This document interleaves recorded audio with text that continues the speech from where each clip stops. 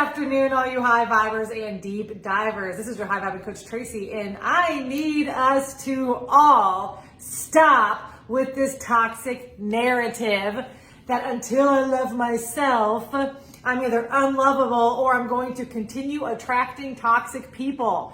This is a toxic narrative that we are telling ourselves. It's a toxic story that we are telling ourselves, that I am either unlovable until I love myself, or that until I love myself, I'm going to keep attracting toxic people. No, wrong, false. That is not how the law of attraction works.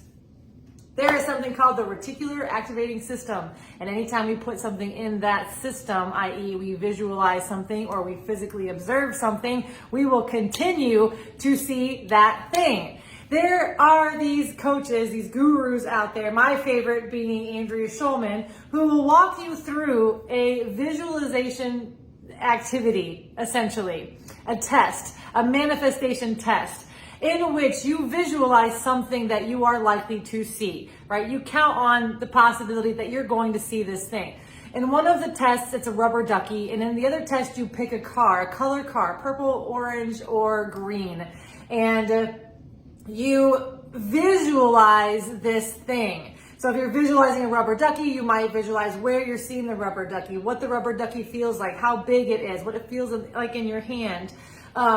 It might be sparkly, it might be yellow, it might be purple, it might be whatever, right? But you're imagining seeing a rubber ducky, and you put this in your reticular activating system by imagining it, okay?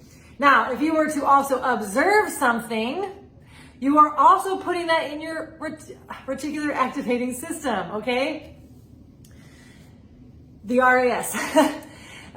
The reason this matters and the reason why I'm walking you through all of this is because if you grew up in a toxic home where you witnessed toxicity, narcissism, abuse, you experienced these things, and maybe not only by your parents, but by aunts, uncles, cousins, teachers, etc.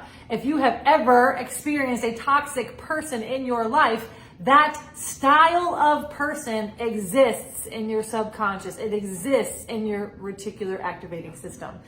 Joe Dispenza talks about this very concept, that the thing you want is already in your environment. You just haven't observed it yet. And so the process of putting something in your imagination, imagining it and feeling it and experiencing it, even on an imaginative level, you are now awakening to it being in your existence. You're not manifesting it.